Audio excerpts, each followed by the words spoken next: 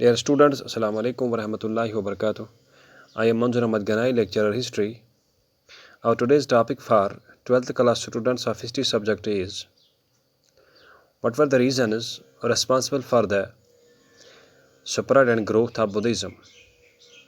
Dear students, as you know, the foundation of Buddhism was laid by Mahatma Gautam Buddha in 6th century BC, and Buddhism spread not only in India but also in foreign countries as well in a very short period of time. The important reasons behind the rapid growth and spread of Buddhism can be discussed as under. Number one, dear students, Buddhism appeared or came at a right time, that is in 6th century BC. Dear students, 6th century BC was the period when caste system was at its peak, when Brahmanas and Kshatriyas exploited the Shudras and even Vaishyas to every extent. Shudras were given no rights. They had to do all worst kind of jobs. They were exploited and they had no rights in the society. Women were disrespected in the society. And there was maximum population of Shudras in the society at that times. Therefore, Shudras had been tolerating this exploitation for centuries together. So the Shudras and the other lower castes were in search of a message that could give them the hope of equality, that could give them hope that they as well were human beings, that they as well had rights and rights in the society. And the message of equality, the message of equal human rights was given by Mahatma Gautam Buddha through Buddhism. So when Buddhism came with the message of equality, with the message of humanity, with the message of equal human rights, the Shudras and lower castes embraced this religion with both the hands, as this gave them the hope that they as well were human beings. Number one. Number two, the teachings of Buddhism were very simple and were preached in a very simple language, easy language, that is Pali. Pali was the language in which Mahatma Gautam Buddha preached his teachings, and Pali was spoken by the common people during those times. And the teachings which were given by Buddhism, like non-injury, like equality, like no caste system, like stress on character and morality, like following eightfold path. These were simple and easy teachings. These could be understood by everyone, and plus these teachings were preached in a simple and common language, that is Pali. As compared to the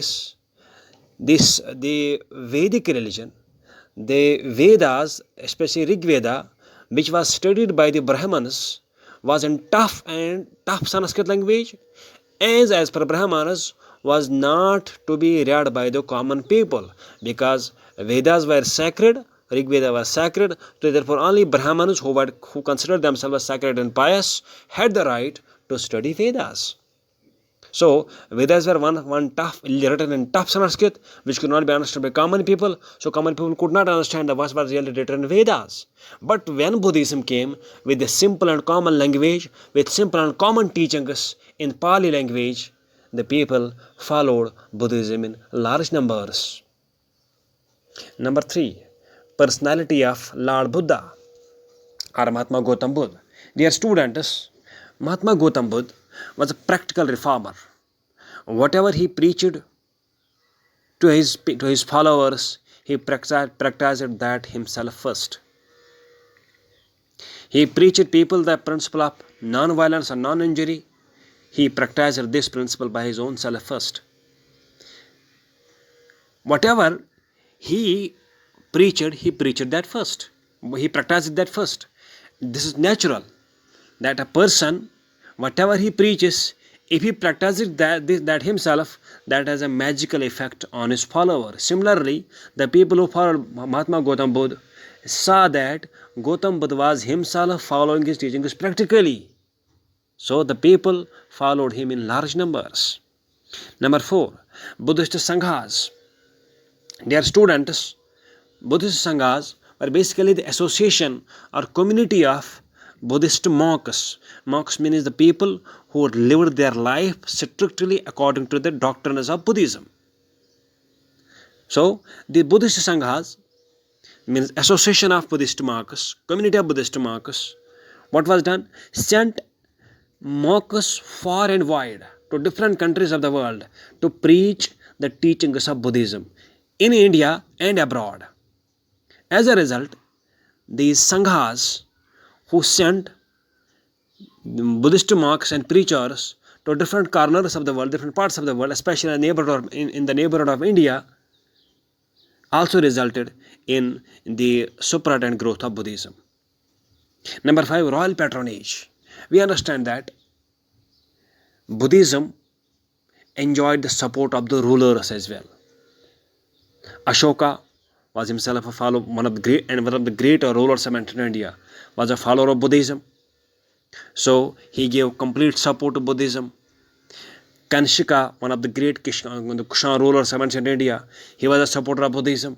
He was a follower of Buddhism, so he supported Buddhism with all possible support, with all possible courage. Harsha, the greatest ruler of ancient India, the last greatest ruler of ancient India, Harshvardhana, he was also a supporter of Buddhism, the follower of Buddhism, so he as well supported Buddhism. So we mean to say that this Buddhism was fortunate enough that the rulers who came, several rulers who came after Mahatma Gautam Buddha, who was a founder of this religion, the rulers who came like Ashoka, Kanshika, Harsha and several other rulers, they gave active support to Buddhism, which also helped in this spread and growth of Buddhism in India and in different parts of the world. Thank you.